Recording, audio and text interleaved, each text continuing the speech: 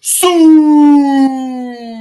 that is all you heard all day Sunday, or I guess all morning Sunday, because the Rams put a beat down on the Jacksonville Jaguars in London, using Cristiano Ronaldo's celebration over and over again. Oh, what a great morning it was. Finally, the Rams put a beat down on a team where they just were better than on paper. It looked great. It felt great. Had a great rest of my Sunday. Had a great rest of my drive back home to Los Angeles. Let's talk about it this morning. Tuna and the Sheriff. I'm Tuna. I'm joined by my brother, my rider, Sheriff Joe Bags, who didn't have to wake up as early in the morning because he's in a different time zone. How did that feel? How did that feel to wake up at a semi-decent normal time? 5:30 in the morning. Yeah, it felt great, dude. I felt so rested and awesome. Yeah, that was killer. Get the hell out of here with that. Hold on. It's not super early. Do you hear that?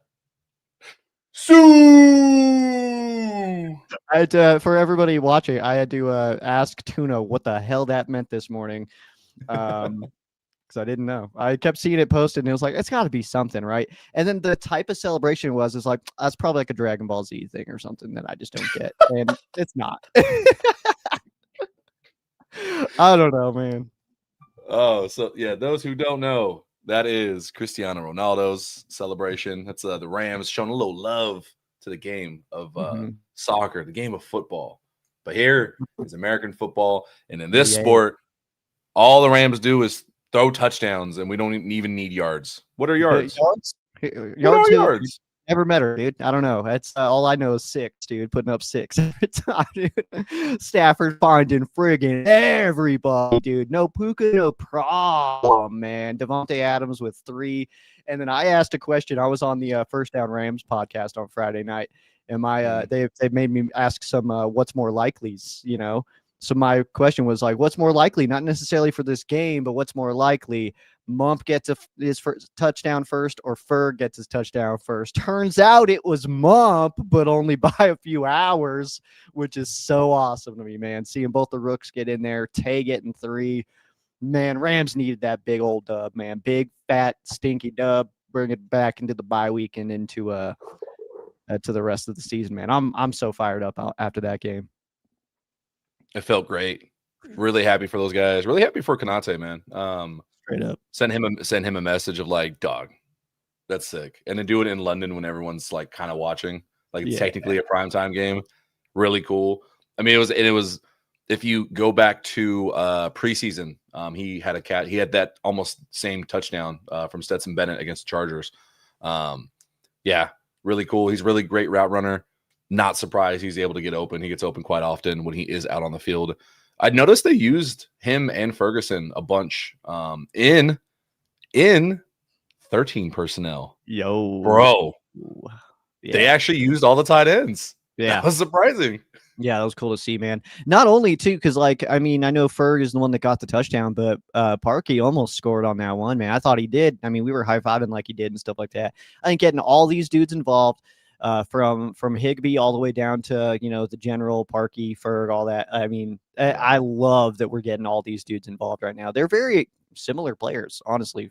Colby Parkinson seems to be like the big guy who just kind of rumbles down the field whenever he's got the ball. But man, it's fun to watch these guys. I'm convinced that aside from Ferguson, because he's, you know, got the ginger attributes there. Yeah. I'm convinced that you could swap jerseys with all the tight ends. You would not be able to tell who's who. Like cover up any tattoos. That's it. Yeah. Like they all look the same, body type, damn near run the same half the time. You can't tell who the hell the difference is. Man, dude, I almost felt that way on the defense too. In practice in Baltimore, I saw a picture of Dolak wearing 51, and I had to look at it a bit. I had to. I was like, wait a second. It's like, oh no, that's Sean, not Troy. But yeah, I feel like we've got that in a lot of different position groups right now. Yeah, they're that's a conversation for another day. But McVay likes certain kind of guy in certain positions. You got your McVay guys. But where do you want to start at? You want to start at defense or offense? Because there was a lot to love. We had a lot to get into. Let's go ahead and start on defense, man. I think that I mean the way that these guys played all day, mean, you get the one touchdown, and that almost seemed like a go ahead, guys, kind of moves. It's like we probably could have stopped him on that play if we wanted to, but yeah, it was great. What was it, 28-0 at that point? Yeah, 28-0. They finally scored in the fourth quarter. Fortunately, it was on our homie, our friend of the show, Quentin Lake. All right, Quentin, you had a bad play. We gotta acknowledge that. But this defense, man, Quentin Lake did have a sack. He almost had an interception at the line of scrimmage. He had 2 pass deflections, even a forced fumble. But this game, with his sack in the third quarter, it's the third game this season where at least 4 different players have recorded a sack. It's the second most in the NFL. Only the Broncos have more with 4 games. Yeah. I mean, Broncos pass rush is crazy right now. Being a Colorado local, I'm definitely hearing all about it. Whenever I talk about how sick the Rams defense is, there's that voice from around the corner. It's like, yeah, but what about the Broncos and Bonito? It's like, well, shut up. Verse can beat him up, I bet. But yeah, man, defense was all over the place, man. I love to see it too, man. Fisk almost got one in there. I feel like the Verse probably could have had at least one more in there, but it's so cool to see that whole bunch just kind of swarm, dude. And even a guy that has talent in a guy like Trevor Lawrence. I mean, we've seen it all year, but they just kind of like that panic, look around and just get blasted because you have no idea where it's coming from. So they're like trying to find themselves and then just get wrecked. That's one of my favorite things to watch in football, and we got to see that yesterday with Trevor Lawrence. I love it. Yeah, and if you're not really sure how good this defense is, look to look to Stafford when he's in the pocket. Stafford didn't get sacked on the day. And they do have a very, very, very good pass rusher in Josh Hines-Allen. I think he's really it across the board for them. He's like the only elite one. But the Rams have multiple guys who you can consider elite if you put onto other teams, and it's relentless. We talked about on Saturday, if the stunts, the blitzes, this Jaguars offensive line can get got. Mm-hmm. Like I don't think statistically they were near bottom of the league in many regards, unless I'm mistaken. But just the game plan by Shula drawn up, this really did give off the vibe of like, hey, we want the pass rush, we want the front 7 to be the dominant force. Sit back, just don't get beat deep. But the one time they did, it goes for a touchdown to a very talented player in Travis Hunter. Yeah, Travis Hunter had some really good plays. Like I even tweeted about it. He had that pass deflection on Devontae Adams where I'm like, whoa, like that was a really fucking good play. Like you can't do anything about that. Yeah, this defense, dude, has won games and really shined. Like this was damn near a shutout outside that one play. Yeah, I mean, we were kind of hoping for it, McVay has a shutout in London already, so we were kind of hoping to see that. But for McVay's first head coaching game at Wembley, man, what a performance, man! Under 50% completion percentage for T-Law and the boys from Jacksonville. I mean, anytime you can hit that, I mean, you're looking okay, man. 23 of 48 for Trevor Lawrence. 6.2 yards per attempt, which is really solid. I think helped a lot by Travis Hunter for sure, obviously. But yeah, those 7 sacks, back-to-back weeks getting put down 7 times for T-Law. That's rough business, man. It's hard to make your money when you're trying to work from the turf every snap almost. So work from the turf. Yeah. Yeah, it was a brutal game. A lot of his passes too were just not good. Even when he wasn't necessarily under pressure, like there's just a lot of inaccurate passes. Yeah, I don't know. I know we've joked about a lot before about yeah, man, Trevor Lawrence might be that quarterback that they go and trade for later after Stafford retires, but I don't know. He looks troubled. I don't know what's going on with him, man. Yeah, well, if you judge a quarterback by his ability to go against the Rams defense, then everybody sucks. You know what I mean? So, I mean, maybe ease up a little bit, my guy. But I still think it's Joey B coming over when the time comes, dude. He's going to be asking for his way out, right? There's a quarterback controversy in Cincinnati because Joe Flacco is now the franchise quarterback. He's not letting that go. What can you do, man? Joes are just amazing. Every time a Joe steps in, it's going to be good. Okay, I don't make the rules. All right. But you know what one rule I do make is every episode we must say something nice about Quentin Lake.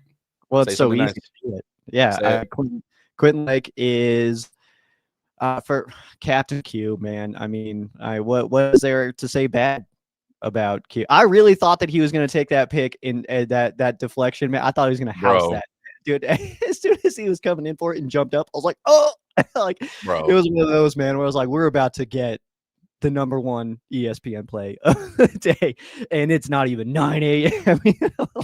I was fired up, man. Yeah, that I was kind of upset he didn't house that because I'm like, bro, your contract value immediately goes up if you catch that. He I love that 2 weeks ago I wrote about, hey, he's gonna need an extension. It's due. It needs to happen. It's probably gonna be in the maybe 15 million range because that's what the highest slot corners make. Mm-hmm. That's where he spends primarily most of his time percentage wise.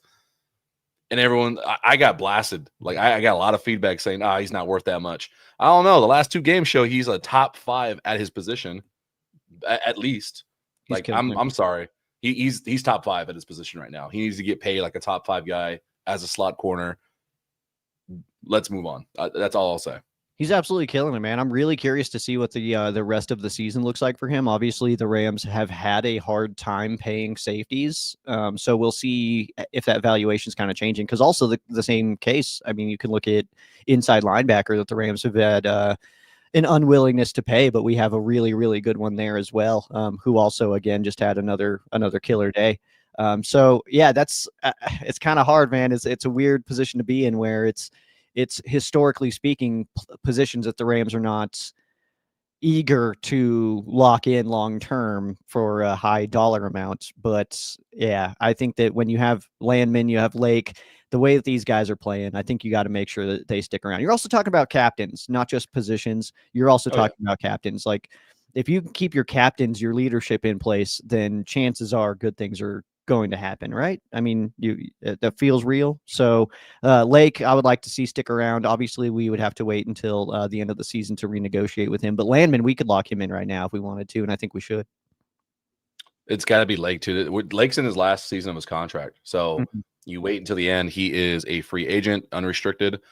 Playing out the last year of his rookie contract. You have to, though. You're allowed to renegotiate a rookie contract midseason. Yeah. Like. I don't know, man. Like I think it's a no-brainer.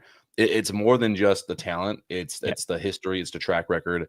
This guy, if you want to understand how the Rams have developed their team and grown as a team since 2022 or 2021 even, like look at Quentin Lake. Like he is the embodiment of what it is, what they look for in a Ram. Like he is the prime example. He's born and raised LA. He's on record saying he doesn't want to go anywhere else. He wants to play here in the entirety of his career. He loves Los Angeles. Make it happen. Yeah, let's move on to offense because I'm getting fired up over here, and it's a good thing. Yeah, it's a good thing. I'm still tired from yesterday, dude. I'm still recovering. I think I'm still also. I went to sleep so early last night. I'm still like, I'm all out of it, man. But hell yeah. Let me wake you up with a little bit of Davante Adams. Yeah, you know what wakes me up? Touchdowns, dude. That's stupidest stat line ever. Yeah, so funny, dude. Yeah, 3 touchdowns, 35 yards, dude. Sorry about your red zone, Jacksonville. It got cooked up, dude. It is absolutely it's a maroon zone. I don't even know what that means, but it got absolutely bloody. Absolutely bloody for the Jaguars. Yeah, stupidest stat line. And we were talking about this. Hey, hat trick for Tay, another soccer reference. That's phenomenal. This is what they brought him in for. Yeah, this is what they brought him in for. Get open in the red zone. The Stafford connection was fucking impeccable. It was so good. Where did all the yards go? Because I watched the whole game. Where are all the yards? This is kind of the perfect example. I always talk about, we not necessarily here, but on other shows and stuff like that. I've talked about it in the past of like there's a bunch of stats that are really cool to have, but the most important one is score points, man. Yeah. Points. And this is like the most that like this game like solidifies that thought process the most of any game that we've ever played. Cause there was like no yards. Stafford didn't hit 200. Devontae didn't hit 40, but points, dude, points. You got those big old melons in the background right there with those Guardian caps, man. Those boys were on fire, especially in the red zone, dude. Even with the big old craniums, man. The red zone offense was pinnacle, dude. Absolutely on fire. We've been needing that so bad. We've been talking about the misconnections in the red zone. For Tay to get 3 and then obviously Mump and Ferg to get into, man. I feel like we did what we wanted to do. We went into a game without Puka Nacua, and we got some confidence and some stability in with the other guys. I feel like this is so perfect, man, to walk out of this game the way we did. It wasn't a complaint on my end, so anybody confused of like, Yeah. oh, you're complaining about yards. Yeah. No, I'm literally just talking like trying to remember how the game went because they didn't get turnovers, so like there was a lot of punts. So that the Rams did start on the other side of the 50. They scored every time, but then you look at the stat sheet, it's like it doesn't add up to what I saw. And I know the Jags had over 100 yards penalties. That's not all on their defense. There's a lot on their offense as well. So I have to go back and rewatch because I don't remember. Like, hey man, where'd all the yards go? Because Kyron didn't have a lot. Stafford didn't even hit 200. But hey, they're 4 for 4 in the red zone. The only thing that matters is the points on that scoreboard and how you perform in the red zone. Straight up. I'm gonna say there is very little to complain about with this team after this performance. I know some people still think, hey, the secondary looked I'm like, they had under 50% completion. They gave up 1 touchdown, but no one's perfect. Like every team is going to score in the NFL, like at some point. That's just the nature of the game itself. Yeah. When it comes down to it, the Rams scored 35 and made it look easy. They looked way better than a team who was 4-2, now 4-3.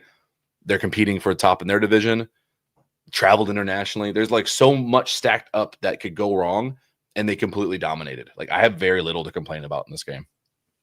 Yeah, man. I mean, I think that for the Jags in London too, that's such a tough thing. I mean, Rams showed up on Friday, like Saturday morning, essentially. Saturday morning, I think that was crazy to pull off that kind of turnaround. And yeah, you're right. I mean, it's the way that the game went. I mean, it did feel like the Jags were playing decent football. It just seemed like the Rams were scoring touchdowns and they were, punting. But at different times, it felt like we weren't necessarily on fire, and it felt like they were doing a good job. So it's kind of a weird game. And I haven't done my rewatch yet. I kind of took the rest of the day to just kind of, enjoy the rest of the league. So I haven't done my rewatch yet, but I'm really curious to kind of see what else sticks out to me as far as like the development of this game.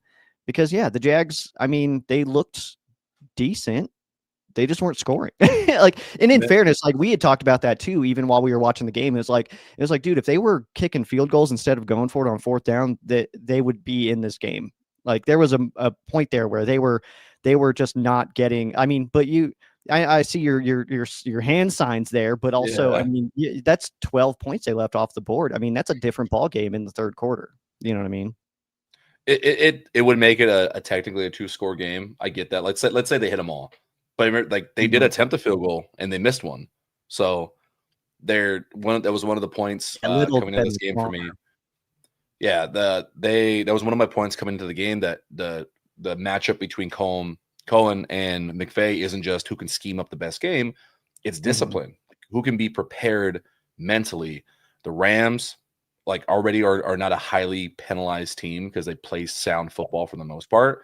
Jaguars, that was one of their knocks. Even though they've won games, it's been really messy. And they've done it off like they kind of catch momentum at the right times and they beat teams. Like when they beat Kansas City, I'm sorry, but that's a perfect example of the Jaguars kind of stumbling into wins, literally, with the fall and Trevor Lawrence somehow scoring on that play. But when you match up with a good team who just basically, hey, just play soundly, don't overexert yourself, they will fuck up and make mistakes. And that's exactly what happened. Yeah, even if they scored at that point, 3rd quarter, it would have been 28-12. I don't think it changes anything game plan wise on the Rams because they kept passing. So true, but yeah, I'm not saying that like Jags maybe win if they're getting points on the board. You know what I mean? No, I understand it. I get that. Yeah, yeah, it's just it's a completely different ball, and that's like that also is not to say that like it's like, yeah, you take the 3 off the board to go for it, but like also that was like 4th and 2. That's totally reasonable to pick up. You know what I mean? Like some of those maybe turn into touchdowns and stuff like I don't know. I just think overall the Rams did a great job, and when they needed to stop, they did it. We also had 8 first downs by penalty by the Jaguars. So yeah, they beat themselves in this game, even in a 28-point game. I feel like they definitely they didn't do themselves any favors, and the Rams just didn't mess it up. Just don't mess it up. Put the ball in the end zone, man. Instead of field goals this time, we were getting touchdowns in the red zone, because this could have easily been a 15-7 game if the Rams, are still experiencing the same red zone issues that they had been most of the year. So yeah, we had a blowout in this game, but that's kind of what we talked about last week with the Ravens. It's like, yeah, but you changed 2 or 3 of those plays, and that's a 31-3 game. In this game, it happens. Exactly It happened the way where, I mean, we were a couple of plays of Devontae not getting a toe down in this stuff where it is 17-7 instead of 35. So it's kind of the perfect example these last 2 games to see like how much little tiny changes can happen. And then you even have the ones where could have been an extra touchdown with Q Lake, if he can pull that down and stuff like that. Like, the margins are razor thin, man. And we've seen it in the last 2 games, how we can go from just a 14-point win to a 28-point win just in a couple of plays. And like, it's just inches are the difference for sure. The team definitely felt like they were playing looser. They didn't feel like they were tight or, hey, restricted in any way. Just go out there and ball, and we see the result of it. The penalties and their lack of offense made the game feel even worse, competitive wise, from what you were saying. So I understand that. Let's finish off with this guy, because I've gone to bat hard for him since week 1. All real Rams fans know this man needs to be top of the leaderboard. We're playing ranked in football in real life. Matt, not him, Matthew Stafford. There we go. oh damn! Hey, shout out Konate. Shout out for him. His first career touchdown looked great, and that's all we're going to talk about it. By the way, heads. I said the Rams house sent this in to me in a text. That touchdown to Mump was damn near identical to the touchdown that Van Jefferson caught against the Jags at SoFi 4 years ago. Damn near identical. Dude, I'll save them down and send them to you today, man. Holy crap, that's the same play. To a T. It's so badass, man. I love it. We got to put those videos side by side. I wish I would have sent that. I should have sent it to you earlier. But yeah, Matthew Stafford, man, elite ball. I know he didn't have 200 yards because he didn't need it. It's talk about efficiency. Yeah. You want to talk about a quarterback who is going to do exactly what is needed to win. He does not care about stats. I'm pretty sure at least one of those looks at the goal line, 2 goal line fades to Devontae Adams. He had a play action, kind of a little seam route, almost reversed of what Konate scored on. Mm-hmm. I'm sure those are going to be run plays, and he checked out and perfectly laid out perfect balls and perfect plays for these receivers. 5 touchdowns on the day. Like, yeah, no turnovers, no sacks. This guy is playing elite football. I don't know anyone playing better than him right now in this moment. I'm saying that. No one's playing better than him. I mean, for the Jags to come in with the league lead in interceptions and turnovers, and for the Rams to just be like, nah, we're just going to go ahead and keep all these. I mean, that was absolutely incredible, because that's another thing that can change these kind of games, man. I mean, you get 2 interceptions in there instead of touchdowns, and obviously we're at 21 and who knows what they're at. So that kind of thing can change this kind of game. And that's also where the Jags have been making their money, man, is turnovers and giving their offense short fields. That did not happen in this game. That's one of my keys. Was if you can, not turn the ball over, then I feel like you should be able to win this game. They didn't either, but at the same time, I feel like the Rams, I mean, we're just forcing punts and stuff like that. And you can count turnovers for missed 4th downs as well. So in that regard, the Rams definitely did do a pretty good job. What was their 4th down? I think there were 2 for 5. 2 for 6. So we had 4 turnovers in that world. If you want to look at it that way, which is your 4 touchdowns. Those are turnovers. That's literally turnover on downs. I know it's not the same as ripping the ball away. I know Quentin Lake had, like I said, that forced fumble that just went out of bounds right away. So the Jaguars got lucky on that. Mm-hmm. Hey man, that's 4 stops on 4th downs in, like, I know at least one of them was in the red zone. Yeah. Like they're in scoring range. Yeah, they're all about the 30. You're like, yeah, rough. Yeah, I was it 10 different players caught a ball? Yeah, 10 different players caught a ball. Crazy. We were all over. That first drive was, I think, 12 or 13 plays.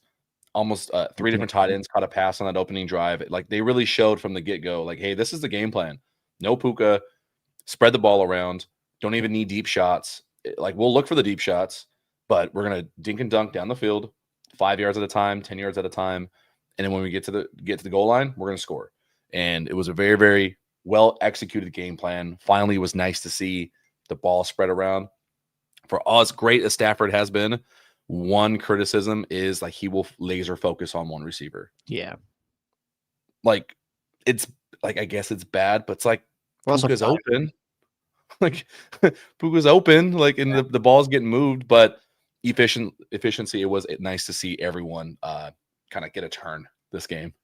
Dude, it's so funny to think about because we were talking about it because like obviously Puka being out, everybody was like, oh, Devontae, he's number one guy. And obviously, I mean, he scored 3 touchdowns, had 8 targets. But the first drive when Higbee was getting all the targets, it was like, oh, duh. Like, obviously, Puka goes out and Stafford turns his attention to Higgs. Like, duh. No, like, I don't know how that wasn't the conversation like all week of like, oh, Puka's out. That means Higbee is going to be, getting targets. He was second in the team in targets behind Devontae, but it was like, yeah, duh. That's obviously that makes perfect sense that Higbee would start getting a little bit more involved there. But I think all the tight ends getting at least targets and attention was awesome. So all 4 got catches. And even our former tight ends were doing a good job in Johnny Munt and Hunter Long. Oh yeah, we had 6 Rams tight ends killing it yesterday on the field in London. Man, love it. All just a bunch of white tight ends, dude. That's what that's all you need. Man. Like I said, swap their jerseys, and you can't tell who the hell is. We could have even taken theirs back over, man. You would have had no idea. They're all the same. With a little bit of our last few minutes, what else stood out to you, man? I think really what stood out to me was just the I keep going to the word efficiency, but just mistake-free football. I love to see that. The offensive line was absolutely killer. I think that a lot of fans have been a little rough on Steve, but I think that in these last 2, he's really shown that his presence is noticeable when he's on the field. That little friggin' move, dude. Oh my God. I love that. That's so cool, man. I've never seen a dude that big move like that. I loved it. Is a little always concerned when someone 300 bills gets that high in the air. I'm always a little concerned. Dude, but the way he like, hit that dude, and then the way he that's one of the best plays of the year, dude. That was so cool. He always does something every season that's whack. But I am one of those voices that was a little rough. Like, hey, man, got a lot of injuries, rotating door. Like, what are we doing here? And nice to see him playing at a very high level the last 2 games. You know who else operated efficiently that no one's talking about because we only like pointing out bad things with kickers? The extra point. The kicking operation was 5 for 5 and it looked good. Not once did it look like, oh, shit, that was close. No, it was perfect, 5 for 5.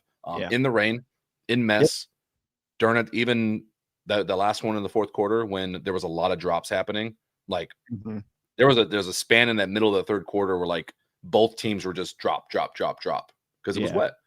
Yeah. And so for the kicking operation to be 5 for 5, even the Jaguars one was fine on their 1 for 1. That's progress. You have to appreciate progress. Yeah, absolutely. I've got one more, which is after a play where a Jaguars running back went out to the left and slipped on the field. The very next play, there was a pass that was against D-Will that got caught. But the way that D-Will, I feel like that was just a perfect in-game adjustment. The way that he turned, because like the wide receiver cut back on him, the way that he turned was like, oh, he knows that he was about to slip there. And like the way that he handled that was absolutely perfect. I'll pull up this comment as we get out of here. It says that Travis Hunter made his first touchdown. No one's talking about. This is a Rams podcast. I did. I think I mention it earlier. did, but also it's a Rams podcast. I don't care. Yeah, but no, I was tweeting about it. I mentioned it was his first touchdown. It was against Quentin Lake. I Quentin Lake looked confused on how fast Travis was. Like Travis is very, very quick. He's a very good wide receiver, and his pass deflection on Devontae Adams, I did mention earlier. It was perfect. He got lost on the double move, caught up, turned his head last second, got his hand in the way. Like it was a Pro Bowl caliber play on an All Pro wide receiver. I get what he's saying. He's like, just because the Rams dominated. But yeah, that's the way it is. Welcome to Jacksonville, Travis Hunter. You're a Jaguar. No one cares. All right, let's get out of here. What are we going to list? Yeah, whatever. Favorite moments from Sunday? Football or non-football related? Ooh, the nap I took about 12:30. Finally getting home at almost 8 o'clock at night last night after driving home in LA traffic. Oof, yeah. Give me, just pick one. Any of Devontae's touchdowns. That was I think Terrence Ferguson's touchdown is probably honestly top moment for me. First one, finally